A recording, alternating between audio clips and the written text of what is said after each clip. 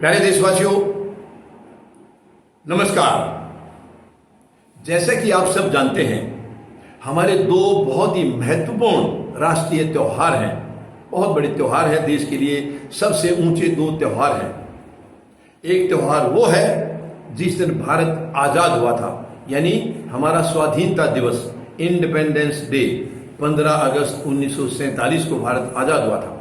और दूसरा बड़ा त्यौहार है रिपब्लिक डे, जो कि 26 जनवरी 1950 को भारत रिपब्लिक हो गया था। भारत उस दिन गणतंत्र हो गया था। तो ये दो त्यौहार हमारे बहुत ही महत्वपूर्ण हैं देश के लिए। त्यौहार तो सारे अच्छे होते हैं, लेकिन ये हमारे राष्ट्रीय त्यौहार वो है जिससे देश के होने का पता चलता है, जिससे देश के होने का, एग्जिस्टेंस का महसूस होता है। 15 अगस्त 1947 को भारत आज़ाद हुआ था, अंग्रेजों को भगाया था, अंग्रेजों को बेदखल किया था देश से।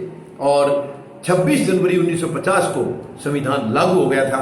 रिपब्लिक डे उस दिन मनाया जाता है, 26 जनवरी को 1950 को। ये दो हमारे लिए महान हैं। इन्हीं में से अब एक त्यौहार अब आया है, यानी ये 75वां स्वाधीनता दिवस है हमारा देश का, 75वां 75th इंडिपेंडेंस डे।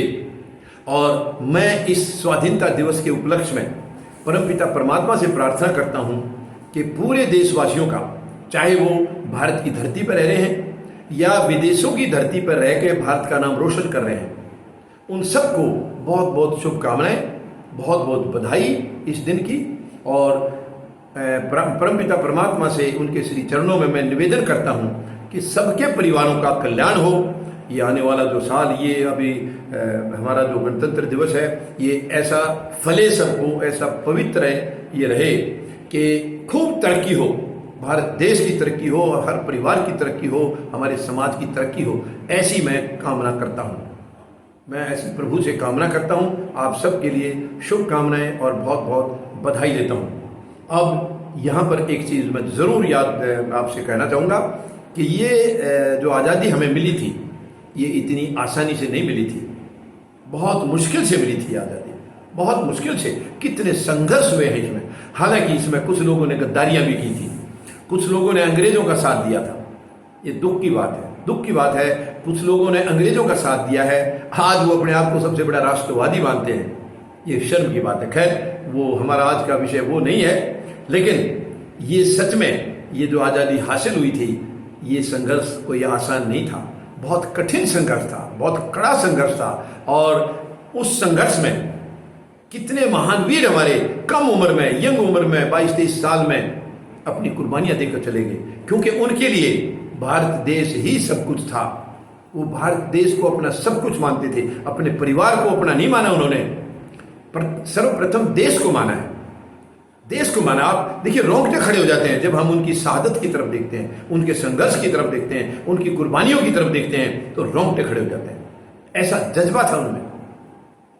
क्या मिसाल, उनकी ऐसी मिसाल और देखने को नहीं मिली है, देखने को नहीं मिली है। लेकिन ये बात दुखद है कि उनके जाने के बाद आज जो सरकारें हैं देश में, जो भी राजनीतिक दल रहे हैं, ये मुझे कहने में कोई हिचकिचाहट नहीं है, उन्होंने उनकी कुर्बानियों का सच में कोई मान सम्मान नहीं रखा, उनकी शहादत का मान नहीं रखा है, बल्कि अपमान किया है।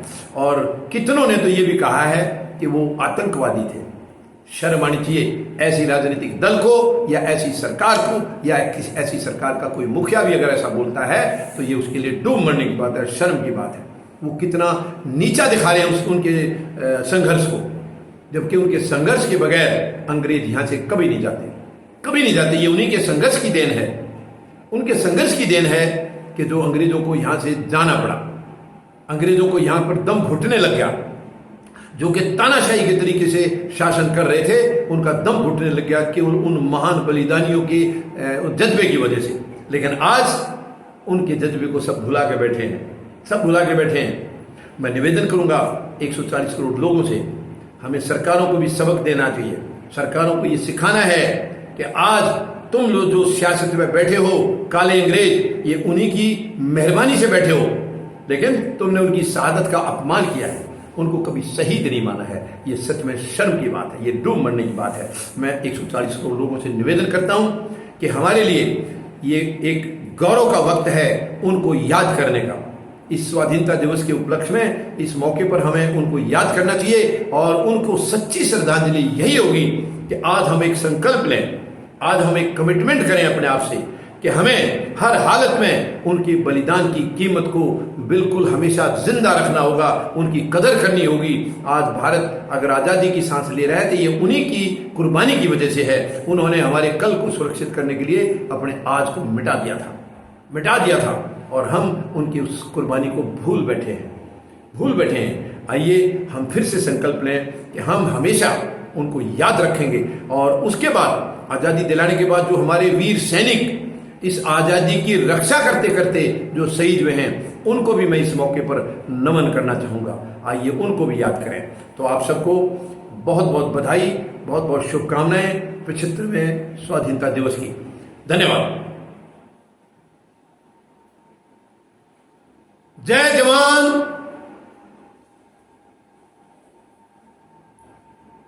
जय किसान, जय हिंद।